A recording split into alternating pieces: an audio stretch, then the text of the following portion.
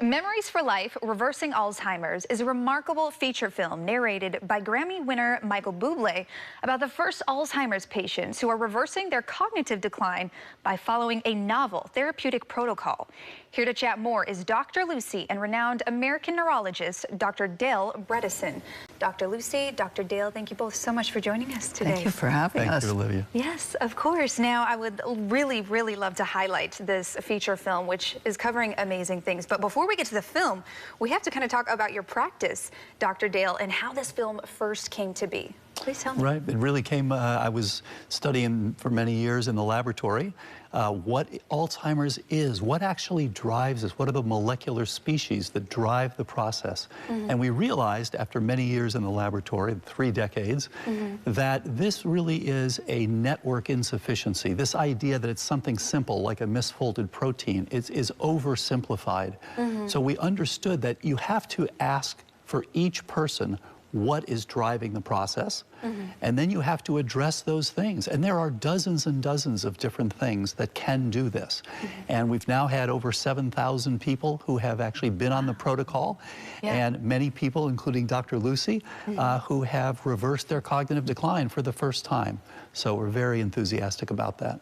That's amazing. And we know that this is really what the film truly is highlighting, is the reversal of that cognitive decline. And Dr. Lucy, for you as a person who firsthand experience within this, what has it been like for you to kind of see the reversal of this and just see how this has played out?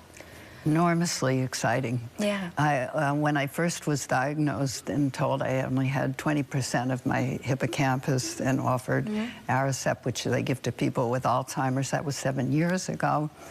But I wasn't as scared as you might be because I already knew about Dr. Bredesen's work.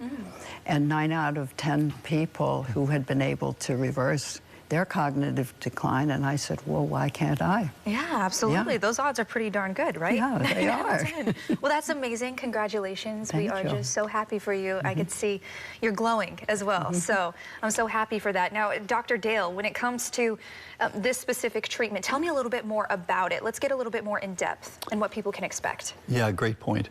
So you need to look at larger data sets. The old idea was you look at a couple things and you say, it's Alzheimer's, we don't know what causes it, we don't have anything to do, we'll give you a drug, it's not going to work very well, and it's a death sentence, unfortunately. And unfortunately, 45 million Americans, of the currently living Americans, will die of it if we don't do something. So it dwarfs the pandemic, actually. So when we realized that this is actually a network insufficiency, we started looking at, okay, what are all the things? Some people, for example, have chronic infections that are undiagnosed. And actually, Lucy went through herself having Ehrlichia, which is something that ticks can give you, and so many of us don't realize that we may have Lyme disease, or we may have ehrlichiosis, or we may have babesiosis, or Bartonella.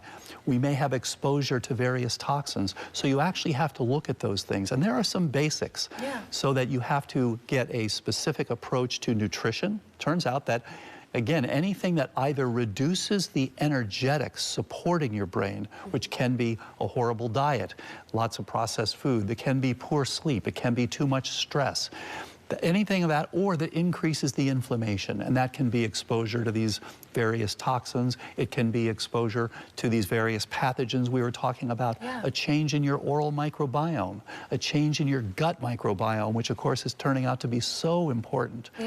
Air pollution is another one. So it's a little bit different for each person, and so we evaluate those things, and then we address the things that are driving it for each person, and that's what has given the best results. Amazing. And when it comes to this film specifically, tell me a little bit more about the film, Dr. Lucy. I know that you're also featured in the film as well, but tell me what viewers can expect when they tune in.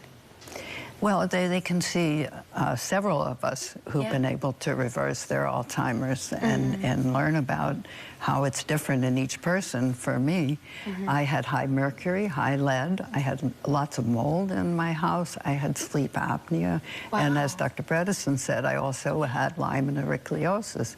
So those things all had to be corrected and modified my diet and the amount of exercise Yeah. and brain exercise, Brain HQ, which is such a wonderful thing that helped me, and also modify stress and meditation. I did all those things. That's absolutely wonderful. And Dr. Dale, for you, what do you hope people take away when they tune in to see this film? What do you hope that they take away?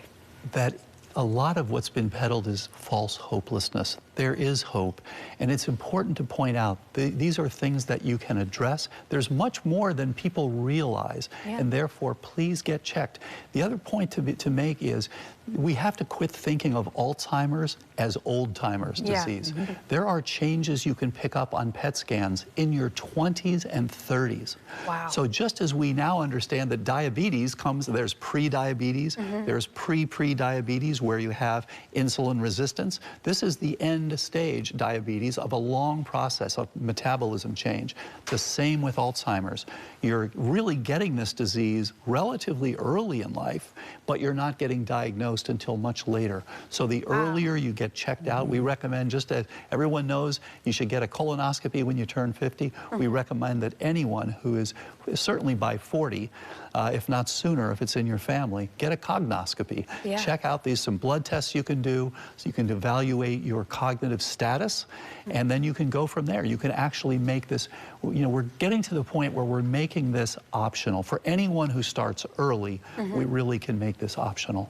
Incredible work that you have done, Dr. Dale and Dr. Lucy. Thank you so much for, you know, being so open to share your story. We do appreciate both of you so much. Thank you so much, Olivia. Of course.